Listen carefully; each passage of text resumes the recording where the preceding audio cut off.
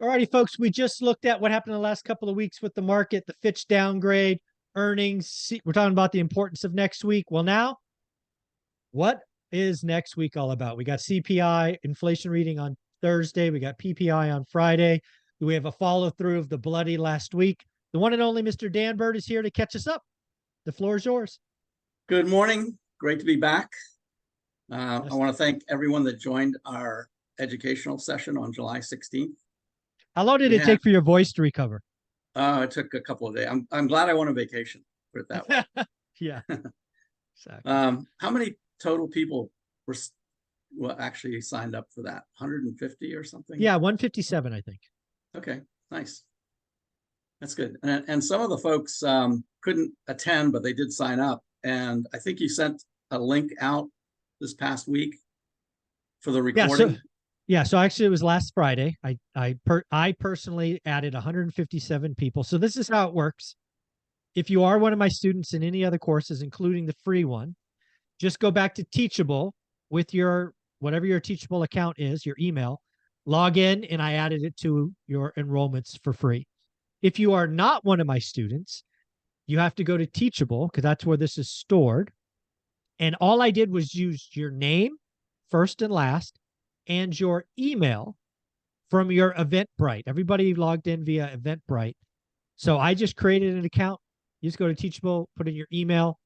It will ask you for a password. I did not set one up. You just go put in your password and then go to enrollments, and it's right there. And that can be any password, right? You set it up. I did not set one up. When you log in, you can set up any password you want. I did not set one up. Yeah, you added me to it, and I tried to log in, and it said my email was already in existence. Okay. So I didn't know what password there was, so I created a new one. Okay. And did you get to the enrollments? And then I got in, yeah. And it's pretty nice because each of the sections are labeled. Absolutely. And the amount of time in each section is labeled. So yeah, my team, you did a 3-hour session. My team probably spent 12 hours, maybe even 18 hours chopping it up, making it digestible and loading it. So, yeah. So we took our time. We did you right. Yeah. Marco, I think one of the guys that helps you do that, he actually sent me a note saying, I spent a lot of time looking at every minute of that session. And thank you so much. I learned so much from that. Yeah, it was awesome. Marco, you're the best. So, but it's nice that it's broken up that way because you can pick and choose the ones you want to watch. Yeah. And then you can go back to the others later and just watch the little sections. Yep. You can get it, folks. $47. Go to onerentalatatime.com. It's right there. You trust me. $47 to make you a better stock trader. Pretty wild to think about. So you can still buy that? You can still buy it even now? Okay. Yeah, you can buy it right now. $47. Okay. Very cool. All right. So let's talk about where we're headed this week. And then I want to look at a couple of stocks. Awesome. So let me go back to my newsletter and we'll look at the next week, what's coming up next week, which is CPI. So we talked about this in the last session, but CPI is going to be really important this week. And I think it's going to come in higher than expected. Yeah. Now there's no forecast on this site yet, but I think the forecast is probably going to be 3.1 or 3.2. Yep. So I think CPI is going to come in higher. PPI is probably going to come in a little bit higher. And that may rock the markets. Yeah, I mean, let's just talk about it. CPI specifically, since we peaked 9.1 last June, I think it was, it's 12 months, maybe 13 months of a negative trend.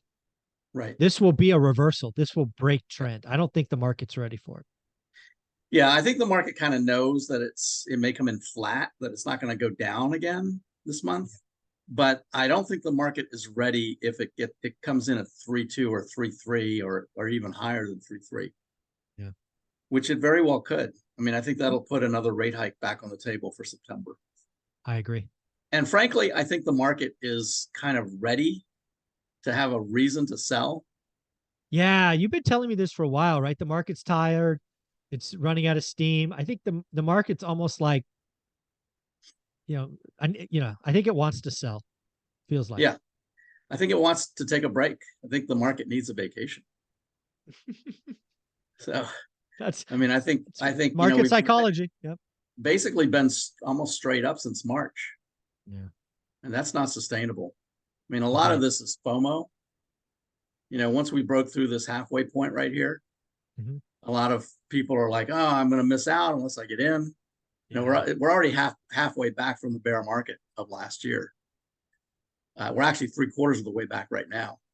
But way back here, we were halfway back, and a lot of people were saying, oh, I got to get in. It looks like it's going up. Everyone's jumping into stocks. Yep. And it took off. But now I think everything is sort of getting tired and it's going to roll over. We're in the summertime. Earnings are going to end in the next couple of weeks. Yep. I think there's a good chance the market is going to just move down or sideways from here until October. Yep. I think we still have a good chance of hitting the all-time highs again by the end of the year. For the year, right. But I think before we get there, it's actually a healthy thing for the market to pull back down into this area. Okay. So you think Wednesday could be the match? Oh, I'm sorry, Thursday. Thursday could be the match. Yeah, actually, let me show you what it looks like. So this is from Stock Traders Almanac. The blue line here is pre-election years, which is what we're in right now. This is for the NASDAQ. You can see pre-election years since 1971. So back, what, 53 years or so? Over 53 years, this blue line has gone right up to the middle of July, peaked there, and then headed down. We peaked in July, right on cue. And then we tried to get back up and make a new high, but couldn't. Yep. And then started rolling over. So we're right here right now. And you can see sideways chop. Right. You can see the summertime just moving sideways. And then this is what it looks like for August. We are here right now. This is Monday's market. We've got the CPI inflation report on Thursday. And I think that's going to have a big effect on things. Now, in general, 21 years and then pre-election years since 1950, in general, once we get right about to that inflation report, the market has actually rallied into options expiration. And then so lot, but you can see it's still sideways. Yeah. But I have a feeling it's not going to follow this trend this time. Right. Because I think the CPI this time is going to be worse than people expect. That's been my fear. I've been warning about it for 6 weeks. Right. But still, over the summer, you know, earnings are going to end here in the next few weeks by the end of August. And then September, by the way, let me go back to my newsletter. I don't know if people caught this. So this is the Fitch downgrade is right here, but I put this little link in here. Stocks have had a great year. Cue the September effect. Yep. So the September effect, you know, over historically has usually been a down month. Okay.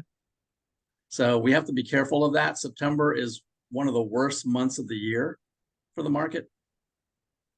And as we're heading into it, of course, earnings ends. There's really no catalyst going on. All the big traders are on vacation. No one's coming back until after Labor Day. September in general is probably one of the worst months of the year. Okay. So we should keep that in mind as we move into September and be careful what happens. Okay. Now, one of the other things I wanted to talk about, unless there's something else you want to talk about regarding. No, I'd love to look at you said you had 2 stocks that were kind of reacting. Yeah, I have two stocks that reported earnings last week. And they kind of went in opposite directions, but I want to talk about the reaction to earnings. Okay.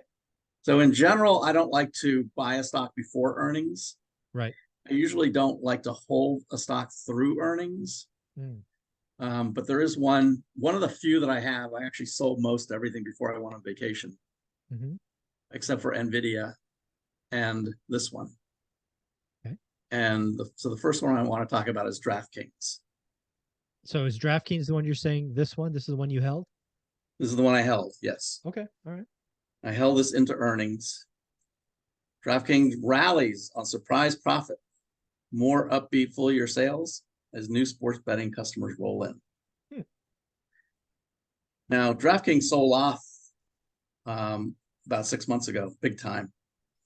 But I think it has a chance to get back, not to the highs that it was, but back significantly higher. Okay. But what I want to show you is they had great earnings. Okay. Here's the daily chart. Mhm. By the way, I bought this around 25. So Okay. right down around here. Okay. Actually, let me draw this in. I'll show you why.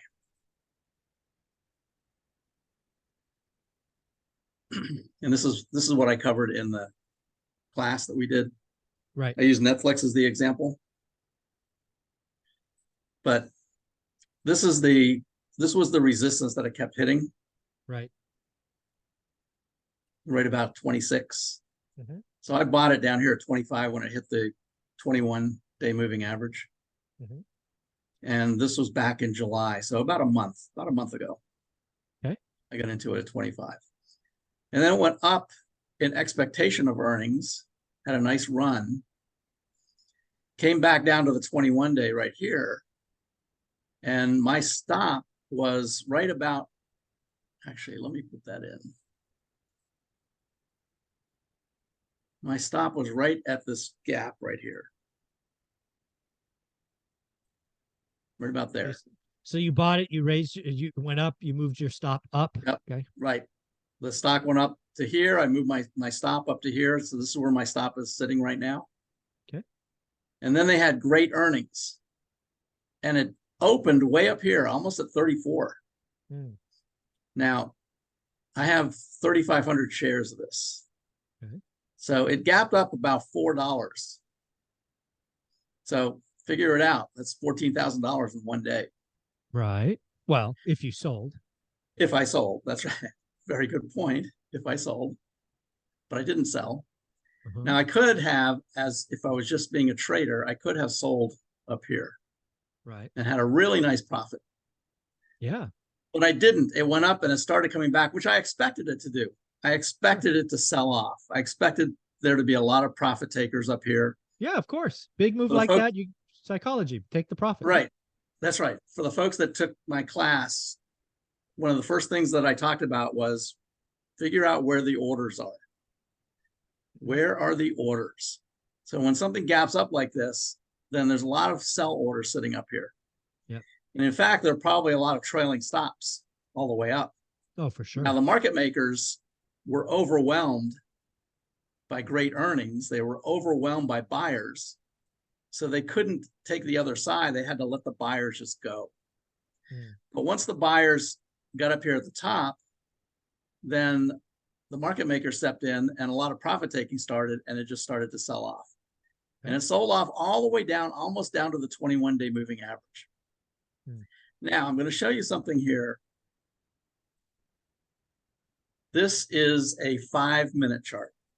Oh, wow. Oh, look at that. So this is what I was using on Friday to watch this, to see whether I wanted to stay in it or not. Okay. Now, remember, my stop is down here around 28.75 is where my stop is. So down below this. But this is advanced technical analysis. This is not the kind of thing that most people would do. But what I'm doing here is I'm looking at it, instead of looking at it from a time perspective, which is how we normally look at charts. You know, we start on the left-hand side and we just look at the time as it goes across and we see what the price is doing. Instead of doing that, I'm looking at it from a volume price perspective. Oh. All right. So these horizontal bars show me where all of the volume is. This is where all the buyers and sellers, it actually shows me how many sellers and buyers with the different colored bars right here. Okay. So again, this is trying to figure out where the orders are. Where are the orders? So you can see it gapped way up after earnings, and then it started selling off. And I figured it would sell off to this first volume bar right here. And my hope was that it would stop there and continue higher, which it did for a brief amount of time. Okay. But then it started selling off again. So now my question was, where will it stop? So the next big volume area was down here. And you can see it stopped almost exactly to the tick, right on this volume. And you can see all this area. You can see the up and down movement right through here. That's why these horizontal volume bars are here, because this is where all the orders are. Got it. Right in this section right here. So I was watching this, and if it had dropped through this and dropped through the bottom of this, and it still could do that next week. But if it drops through the bottom of this, then my stop will be taken out. I'm still going to make a profit on it. Right. Because my stop is higher than where I. Well, let me ask you this. Your stop was there heading into Friday. Yeah, Did you I didn't move it up?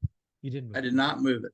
And you won't move it. You can move it today. But I will move it. Yes, I will move it. I will never move it down, but I will move it up.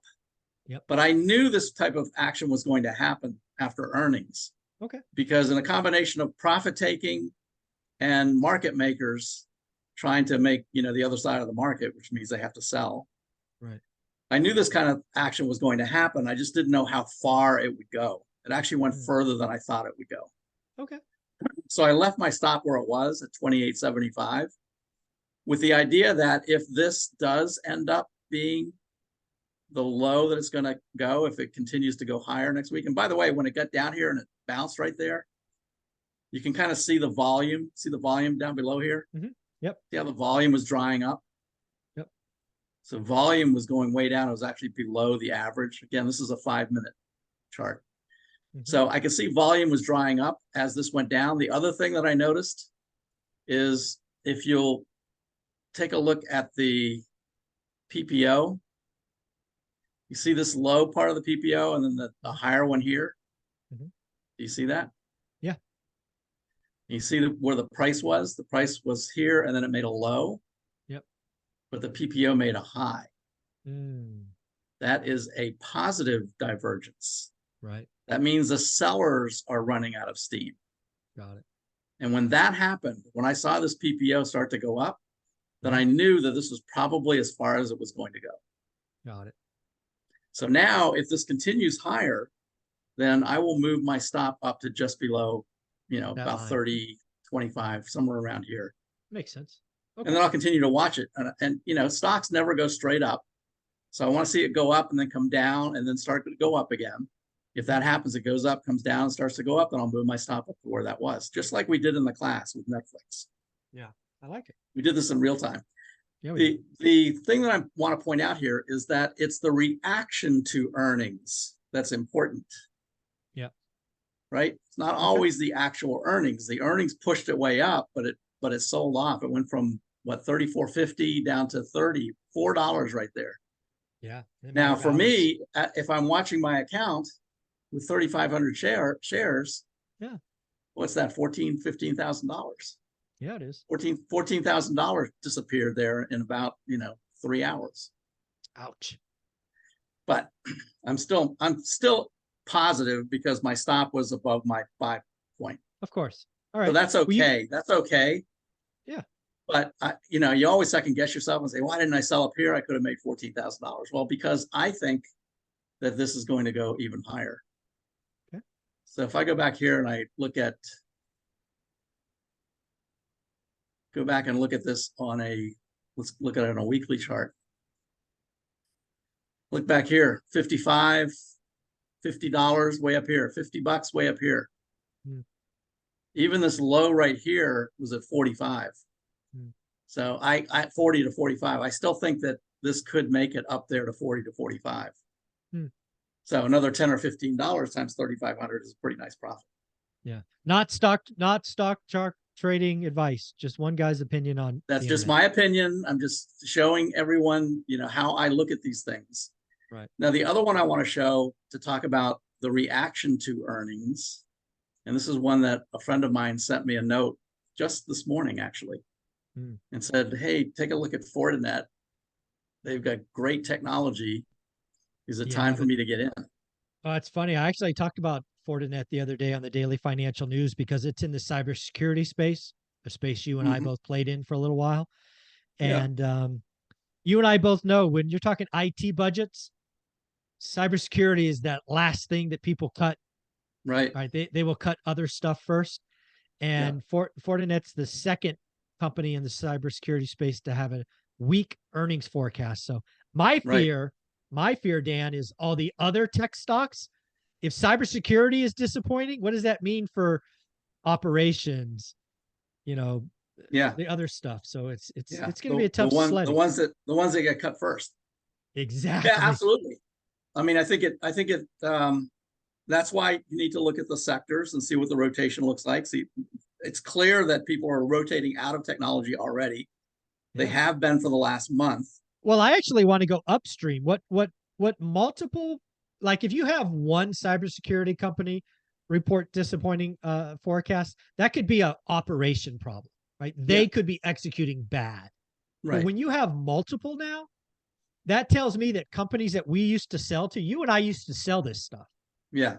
They are whacking budgets. They are delaying budgets. They are whacking user counts. They're reducing maintenance spend.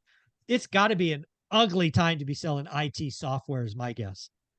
Yeah, I think a lot of the cyber stocks or companies buying cyber solutions overspent Oh, on of them. course. Yeah. And I think now they're just pausing. They're taking a pause and stepping back. Yeah. But what I did was on Fortinet, and I just did this just this morning. It took me about 10 minutes to send a note back to this friend of mine.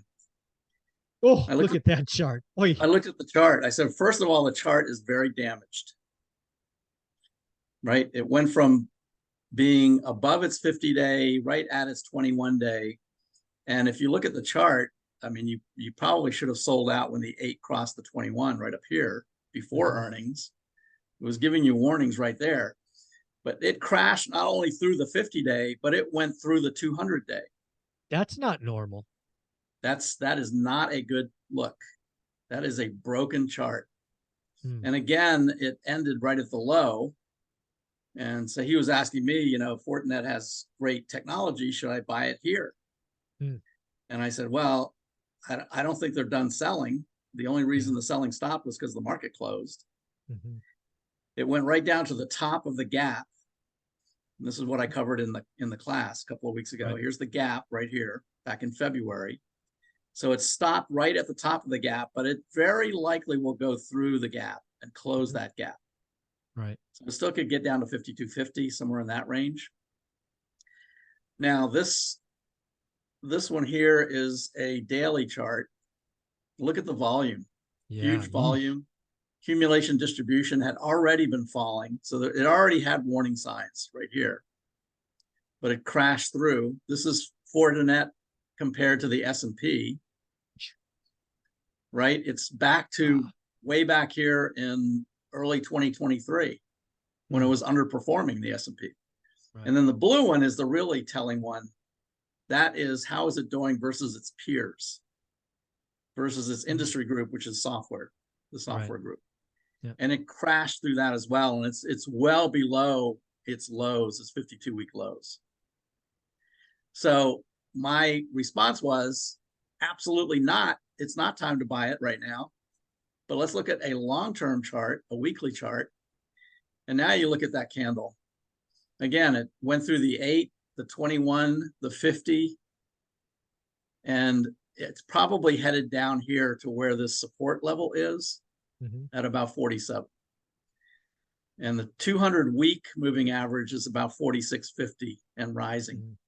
So I think it's probably going to make it down here to 47.50, somewhere in that area before it stabilizes.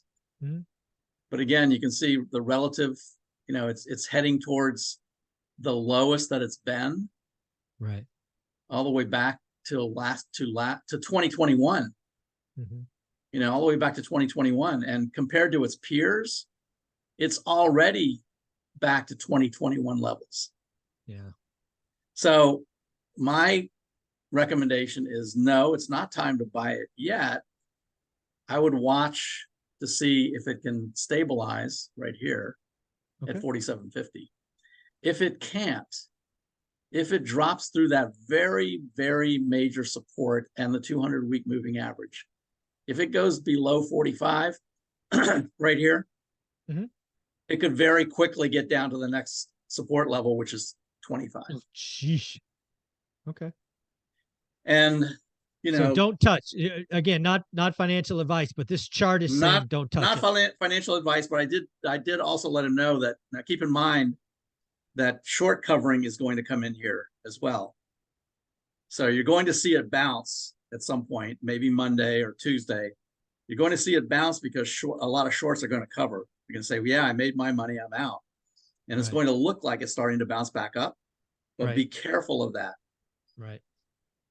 Let's look at I haven't done this, but just out of curiosity, CrowdStrike, which is in the same space. Okay. All right. It still looks fairly healthy. It had a sell-off along with Fortinet. Mhm. So we'll have to see what they report. I don't know when CrowdStrike reports. Do you know? I don't know. Wasn't on my list, but that doesn't mean. Yeah, Yeah, I don't know. Okay. But we'll see what happens when they report. Now, again, looking ahead, this is the VectorVest market timing. Mhm.